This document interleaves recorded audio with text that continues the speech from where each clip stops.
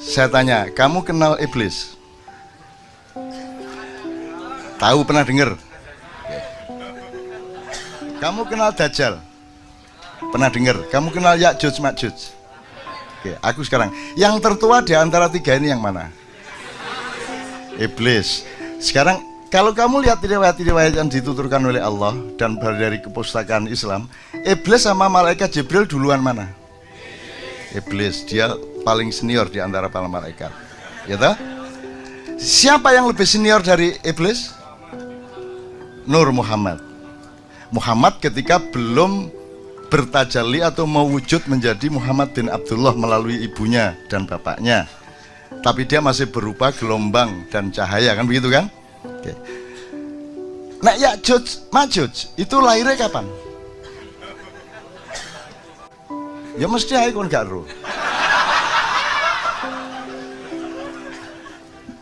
Wong kon jumlah rambutmu ro? Ro, piro jumlah rambutmu? Aku ro persis. Jumlah daun di pohon itu persis dengan jumlah rambutnya. Gak percaya menek hitungan. Ya ngono Abu Nawas. Oke, tak terusin dikit. Ini saya ngomong soal usia tadi loh. Nah, iblis sudah tahu ya. Sebelum ada Adam jauh. Gitu ya. Kan Anda tahu Adam dibikin tapelnya itu fisiknya itu dari tanah liat. Nah, tanah liat ini yang paling mudah dicari di mana?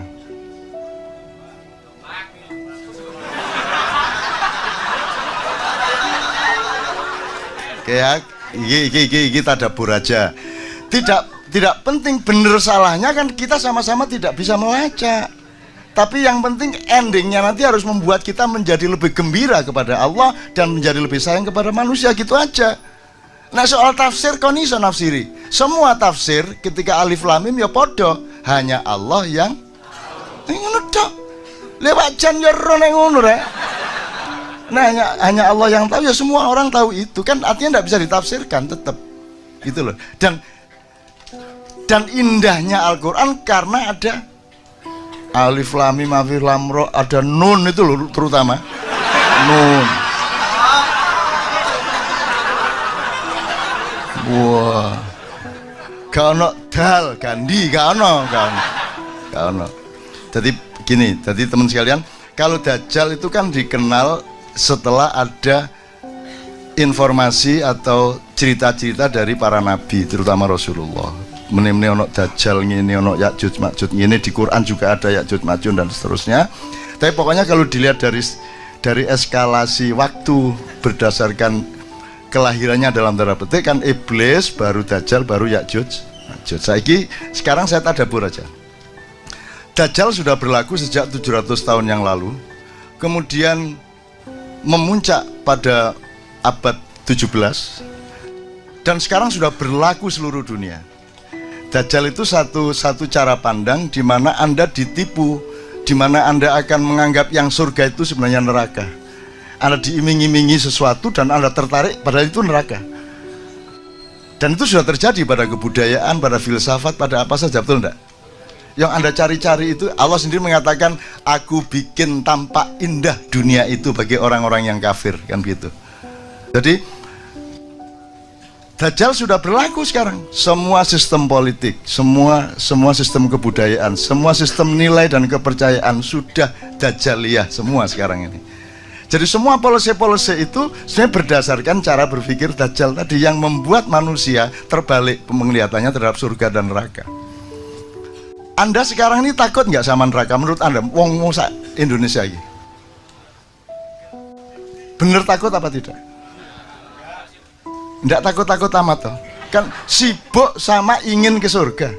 Dan yang disebut surga itu pokoknya kan duwe lomah lebih besar, bojo luwih ayu dan akeh. Ngono ta sing dibayangno. Jadi aspirasi orang kebanyakan tentang surga itu aspirasi materialisme. Gitu ya. Jadi bayanginnya tetap bayang materialistik gitu loh. Padahal surga itu enggak gitu sama sekali. Aku rodok riset iki. Oke. Yang paling gampang kan Allah mengatakan surga ada 4. ada 4. Terus warnanya hijau tua gitu ya. Terus nanti Anda punya bawahan yang namanya sesuatu yang mengalir, yang disebut sungai. Sungai itu tidak pada airnya, tidak pada tanahnya, tidak pada suket-suketnya, tapi pada alirannya, betul enggak? Kalau ada sungai tidak ada airnya, kamu mengatakan itu sungai kok nggak ada airnya. Jadi sungainya bukan air. Jadi pada apa sungainya itu? Pada sesuatu yang mengalir, sifat aliran itu. Dan kamu membawai min tahtihal anhar, di bawahnya ada sungai yang mengalir, jadi kamu di atasnya. Jadi kamu itu pemerintahnya sesuatu yang mengalir. Jadi kamu bisa mengalirkan sesuatu, kehendakmu, semua segala macam. Nanti kamu skenario sedemikian dan tercapai. Dan bedanya dengan yang membuat kita tidak bisa paham surga sampai hari ini adalah, kalau di dunia surganya seseorang bisa merupakan neraka bagi orang lain. Ada kamu beli motor baru, itu neraka bagi tetanggamu, betul enggak? Betul enggak? Yang satu kawin mengawini cewek, neraka bagi laki-laki yang tidak mencapai cewek itu. Itulah dunia. Di surga tidak. Di surga kata Allah kita terpenuhi semua yang kita inginkan, tapi tidak ada konflik. Bahkan ada ayat mereka berebut gelas, tapi tidak ada pertengkaran dalam perebutan itu, dan seterusnya lah, macam-macam gejala-gejala surga itu. Saya ingin mengatakan ini kepada Anda semua, untuk supaya Anda itu jangan terlalu bingung-bingung amat melihat keadaan ini. Indonesia itu tidak ada, kan tidak ada apa-apa. Dunia tidak ada, ya apa-apa toh mas. Kamu pikir Anda cuma hidup sekali. Jadi teman-teman sekalian, Allah mengatakan, kenapa kamu ingkar kepada Allah, kata dia. Padahal dulunya kamu mati, gitu kan kalimatnya. Dulunya kamu mati. Kalau dulunya mati, sebelum mati hidup apa enggak? Berarti sekali, ya sekali ya. Dulunya kamu mati berarti kita tarik ke belakang, berarti sebelum mati tadi kan hidup, berarti 1 kali hidup, 1 kali mati. Padahal dulunya kamu mati, kemudian aku hidupkan lagi, berarti 2 kali. Kemudian aku matikan lagi, 2 kali hidup, 2 kali mati. Kemudian aku hidupkan lagi di surga. Di ayat ini tok aja Anda hidup 2 kali, baru di surga. Yang rokok lah nek kono. Tapi dengan catatan rokok yang saya bilang itu omongannya Dajjal, kan gitu. Jadi kalau omongan saya, Anda surga. Bahwa surga keberatan sama Anda butuh tanggung jawabku. Ya ngono ya, sing seger mikire ya rek ya. Oh nek kon gak duwe kesegaran ngono, wis gak enak uripmu ya, sing seger. Oke. Jadi teman-teman sekalian, Dajjal sudah berlaku. Jadi pertama ketika ada penghancuran Inkamaya, penyebaran perampok-perampok dari barat ke selatan dan ke timur sampai ke Amerika Latin. Ya. Di laut-laut di mana Mojopahit jadi gugup, Demak jadi gugup, semua. Sampai terjadi ada 4 tahun kosong di mana Sunan Kalijogo memimpin penimbunan kekayaan-kekayaan yang sampai sekarang belum ditemukan dan seterusnya. Ini dia tahu persis. Oke, ini tak persingkat rek. Dajjal sudah berlaku, ya. Sampai kemudian ada yang namanya masa pencerahan, Renaissance, Aufklärung dan seterusnya. Itu puncak ilmunya Dajjal. Kemudian sampai ada sandiwara timur lawan barat, komunisme lawan kapitalisme, terus ada demokrasi segala macam, terus dibikin ada negara, ada nation state, mari ngono apa state, apa ngono state, terus pokoknya negara seolah-olah penting. Begitu wis dadi negara, dibuka pagar negara. Sekarang MEA masuk semua sini, masuk semua loh, jarit negara. Jadi kita diombang-ambingkan, ya. Dan di puncak suksesnya Dajjal itu secara alam pikiran sudah, intelektual sudah, spiritual pun sudah, kemudian sistem budaya sudah, sistem politik sudah, undang-undang pun undang-undang yang terbalik seperti itu. Nah sekarang adalah era Ya'juj Ma'juj. Kalau Dajjal itu gabungan antara yang barat agak tengah dengan barat sekali, kalau Ya'juj Ma'juj itu dari utara. Nah sekarang yang paling menjadi sasaran Ya'juj Ma'juj adalah Indonesia. Ngono ceritanya. Ya'juj Ma'juj itu pokoknya kuning lah. Itu infanteri yang luar biasa. Tapi dia ke sini. Tadi ingat tak pertanyaan saya? Di mana Israel disuruh cari tanah liat? Kalau di kisahnya kan Jibril disuruh cari tanah liat. Sampai sini, di sini sudah ada iblis jauh sebelumnya di tanah ini. Ini sudah dikuasai iblis. Ini dari berbagai macam wacana. Jadi sebelum Adam datang, di sini sudah dikuasai iblis. Gitu loh. Karena iblis langsung lari, begitu diibliskan karena la yasjud itu tidak tahu sujud, dia langsung diusir ke sini. Jadi ketika Jibril mau ambil tanah liat, dihalangi sama iblis, Jibril lari. Mikael lari. Terus Israfil lari, tinggal Israel. Israel memakai ilmunya iblis. Gitu. Iblis itu pinter. Ini sebelum Israel ya, sebelum Israel tak terus. Iblis itu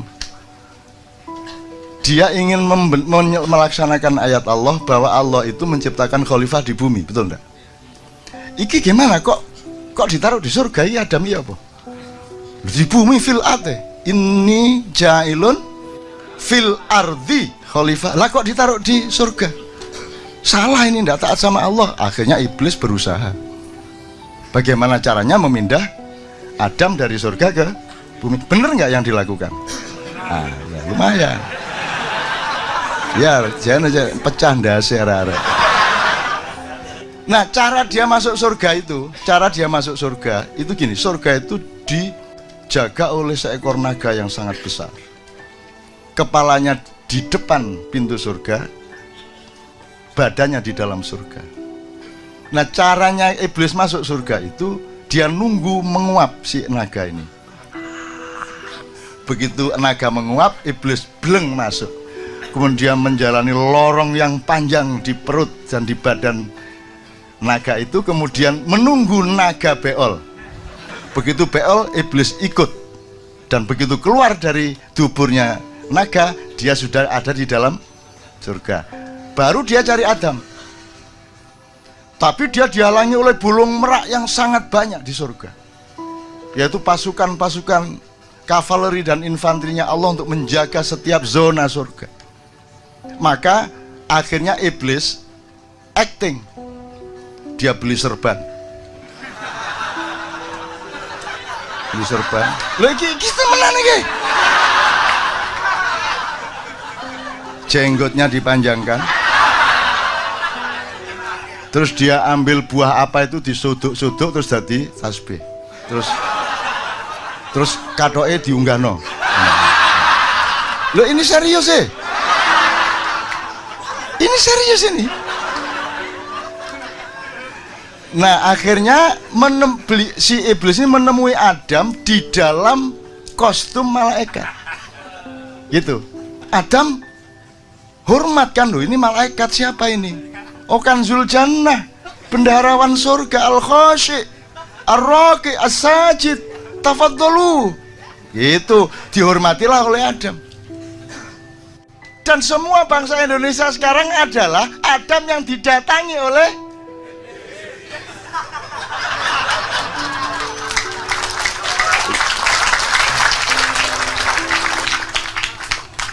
saya gondrong ini kan ada pahalanya. Karena gini loh, saya tuh didatangi beberapa orang dan berkali-kali. Sopo kon? Kulo diutus Nabi Ibrahim, Cak. Besoknya lagi, sopo kon? Kulo utusannya Nabi Musa. Terus datang lagi, kulo niku utusannya Kanjeng Nabi Muhammad SAW. Kok aku dengar ngutus wong nang aku ngono? Mboten, Cak. Kanjeng Nabi niku ngersulo. Ngapa kok ngersulo? Ngersulo itu hatinya nelongso gitu loh. Apa kok Kanjeng Nabi ngersulo? Lah iya, iki orang-orang Islam sekarang itu ittiba Rasul, mengikuti sunnah Rasul kok mek jenggote tok. Mbok rambutnya ya ditiru, ngono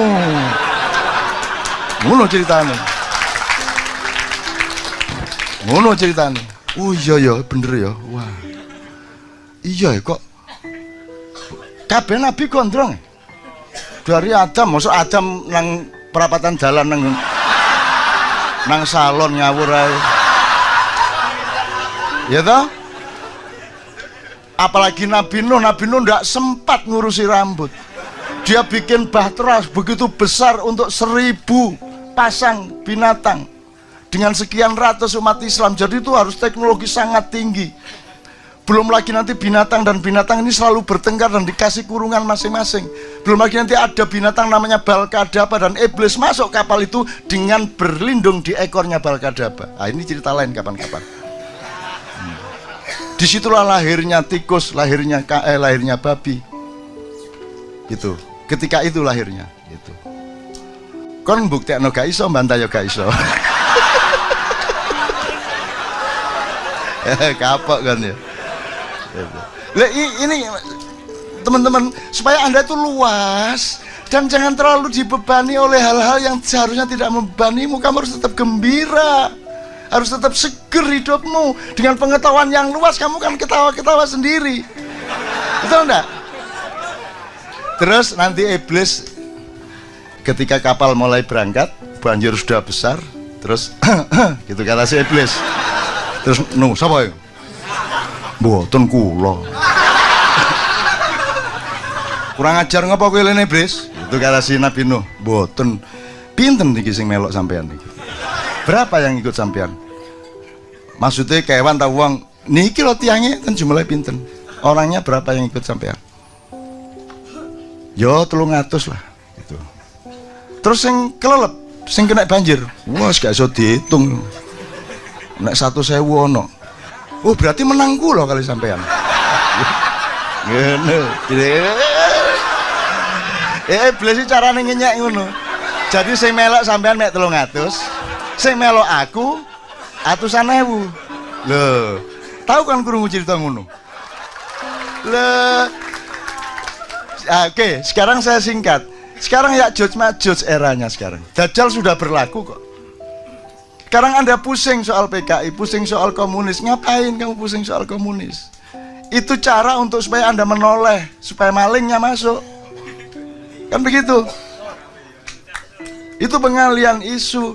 Anda tahu Cina itu komunis apa tidak? Sekarang pelajari ekonomi dunia. Sekarang sudah sampai pada tingkat pemusatan kapital. Bukan lagi distribusi modal, bukan lagi penguasaan titik-titik modal di situ, tapi sekarang pemusatan. Jadi sudah jelas kekuatan modalnya sekarang mainnya zona teritorial, reklamasi seluruh pantai utara Pulau Jawa. Sudah jelas zona naganya, kan begitu kan. Nah, sekarang yang kuat di tengah kayak begini ini, pemusatan modal ini, Amerika udah tidak kuat. Kuba udah dilepas embargonya, Amerika udah lemah, nggak bisa apa-apa. Sekarang yang kuat cuma 2, teman-teman sekalian, cuma 2, hanya RRC sama Iran. Karena apa? Karena ada kekuatan vertikal yang solid. Cina sangat solid dari atas ke bawah, Iran sangat solid dari atas ke bawah. Amerika tidak bisa ngapa-ngapain sama Iran, Israel nggak bisa ngapa-ngapain sama Iran.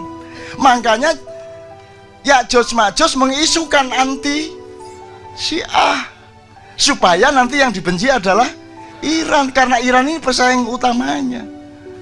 Ini politik penjaga surga.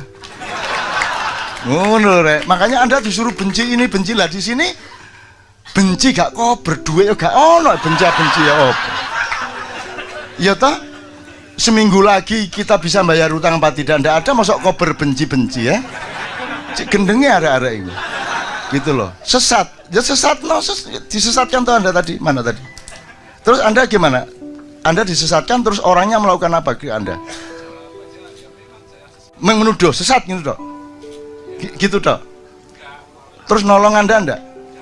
Loh, sampean mureng-mureng no karo dhewe. Masa ana wong motor mana ya jalannya? Terus lo buntu. Terus orang kamu datang, kamu sesat ya? Lah piye toh? Kene iki kalangan jalan tambah disentak-sentak. Ada orang tersesat kok malah ya mas, lo nggak ada orang nyetir gak iso gak ro dalane, malah ditekani wong sak kampung, kamu sesat ya? Lo mulane kula niki sampean dudui dalane. Aneh wong saiki iki. Wong jelas sesat kok malah dituding sesat. Kok malah dioring-oring. Aku tahu nang Padang Bulan, mulai nang gone Cak Fuad Padang Bulan sama teman-teman dari IKIP Jogja. Padang Bulan di awal-awal jalannya jeblok hujan-hujan gini. Jadi mobil kecil itu ndak bisa maju, ndak bisa mundur. Wes, kayak sapa apa iki? Orang kampung keluar satu persatu. Sampai ini salah. Kudune lewat kene sampean. Oh nggih Pak. Ngono wis karo terus dirasani. Terus datang rombongan lho, ya apa sih kok lewat kene? Ya kempet sampean, kudune lewat kene sampean. Lah malah dioring-oring. Iki wis gak iso mlaku dioring-oring dirasa. Jadi bilang sama teman-teman, kalau aku tersesat tolonglah. Gitu kan? Tunjukin aku jalan. Dan kasihanilah orang yang sesat. Rasulullah kan azizun alaihi ma'anitum. Dia sedih sama orang-orang yang kufur kepada Allah. Kok bisa ya ada manusia akan masuk neraka? Kan saya tidak tega. Gitu dong. Jadi bilang sama mereka besok pagi, tolonglah saya. Ada apa? Aku orang sesat Bapak. Tolonglah aku. Jangan dimarahi. Sesat itu sendiri sudah sengsara. Kenapa engkau tuding-tuding aku Bapak? Nanti aku tulis puisi loh.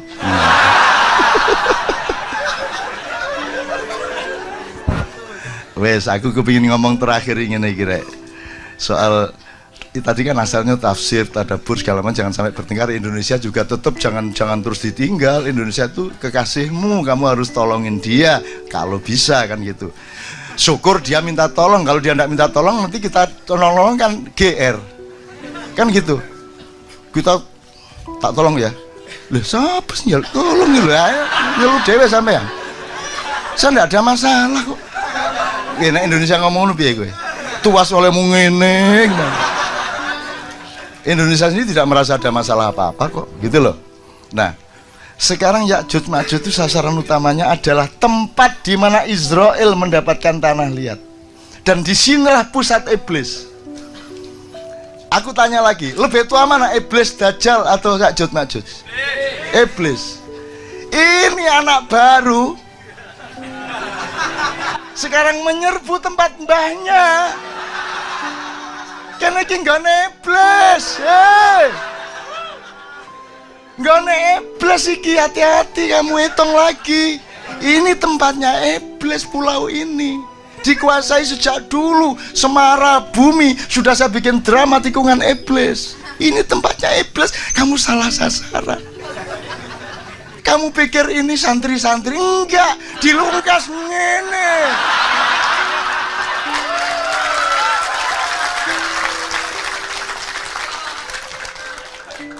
Tetapi iblis yang sudah belajar kepada Muhammad SAW. Aku tanya, apakah iblis berani melawan Muhammad? Apakah iblis takzim kepada Muhammad? Takzim. Jadi wis jelas lagi ya, Anda adalah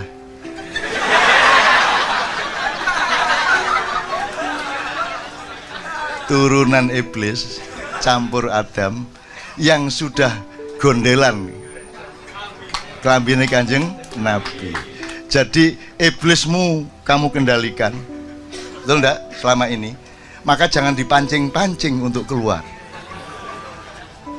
Kok metu temen sungguhnya arek-arek kan gitu. Ngerti maksud saya ya? Ngerti maksud saya ya? Jadi teman-teman tolong pikir kembali. Saya nggak melawan loh saya. Saya kan dudu iki nggone mbahmu dhewe iki. Ini tempat mbahmu deh. Ini serius, ini tempat iblis, ini serius. Loh, kamu pikir orang Israel enggak? Orang Israel sering kesini karena tahu ini mbahnya. Mbahnya, mereka enggak berani kalau sama kita. Cuman ngapusi gitu toh. Cuman mereka enggak berani. Ini serius ini mas, ini serius. Loh arek-arek kok ditantang? Mungkin ini penggawean gak duwe ya tak nih. Ditantang gelut. Loh, ayo wis. Ono ceritane. Jangan marah ya bapak-bapak yang denger ini. Saya ngomong sama anak-anakku, aku tidak ngomong untuk masyarakat dunia melalui YouTube. Kalau keluar di YouTube itu bukan sasaranku, salahmu dewe buka-buka YouTube. Aku ngomong kepada anak-anakku, kalau mereka masih hanya iblis, kalian akan segera hancur lebur, karena iblis tidak bisa dilawan sekedar oleh Dajjal ataupun Ya'juj Ma'juj. Tapi karena iblis yang di pulau ini sudah mengenal Muhammad SAW, maka engkau akan disayangi, asal jangan minta berlebihan kepada kami. Kalian kan kita terima selama ini, tidak ada masalah toh.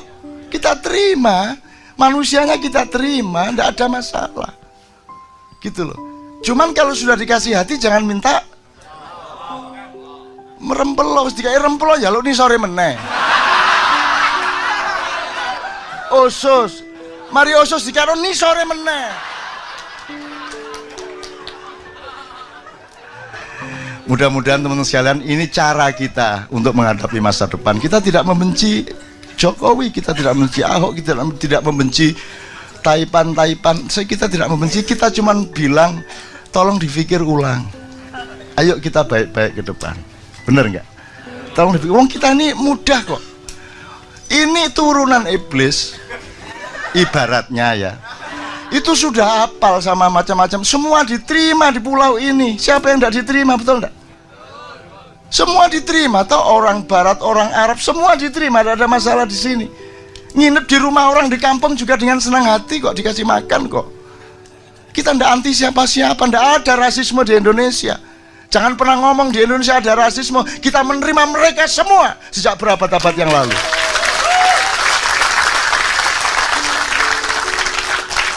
Cuman aja kok pek kabeh rek. Wingi kos mari ngono kok tuku nggone kos iki. Mari ngono sak omahe kok tuku. Mari ngono aku dadi pembantu rumah tangga iki wis ngene carane iki. Dadi sutek iki ono ngene carane. Asu pekati Cino. Kita ndak anti loh Mas. Kita ndak anti loh ya. Tolong ingat, kita ndak anti siapa-siapa. Jadi Mas, ojo terlalu cemas. Ayo kita pahami seluas-luasnya ya, supaya Anda tetap bergembira dan Anda tidak membenci orang yang menyakiti Anda. Karena Rasulullah tadi mengatakan kalau orang Yahudi itu kalau dipukul dia membalas. Bahkan itu menjadi hukum. Kalau orang Nasrani sangat arif, dipukul pipi kanan, pak, amang ngomong. Kalau Islam, kata Cak Fuad di Padang Bulan, Islam sangat rasional di tengah-tengah, itu namanya ummatan wasaton. Kamu punya hak membalas, tetapi kalau kamu memaafkan itu lebih mulia di hadapan Allah Subhanahu wa taala. Lah, itu Pak. Gitu. Dan itu yang saya tawarkan di Kendiri Cinta. Kita tidak menjadi golongan, kita tidak akan bikin golongan independen untuk mencalonkan gubernur. Enggak. Kita melepas Anda semua. Anda jangan percaya sama saya. Anda jangan percaya sama Cak Fuad, sama siapapun. Percaya kepada Tuhan, kepada Muhammad, dan kepada yang benar. Saya tidak ada, Anda ada masalah. Gitu loh. Jadi jangan menjadi kultus. Maka tadabbur di Ma'iyah ini tidak menghasilkan madhab. Ya toh? Madhabnya macam-macam, tidak ada masalah. Jadi di sini madhabnya juga macam-macam, tidak ada masalah. NU, Muhammadiyah, mau apa, itu semua hasil tafsir. Tapi harus dikembalikan kepada tadabbur. Anda boleh masuk NU, boleh masuk Muhammadiyah, boleh masuk mana saja, boleh milih madhab yang mana saja, tapi kembali kepada tadabbur, yaitu bahwa outputmu lebih rahmatan lil alamin untuk siapa saja. Betul enggak Mas? Oke. Tepuk tangan untuk iblis.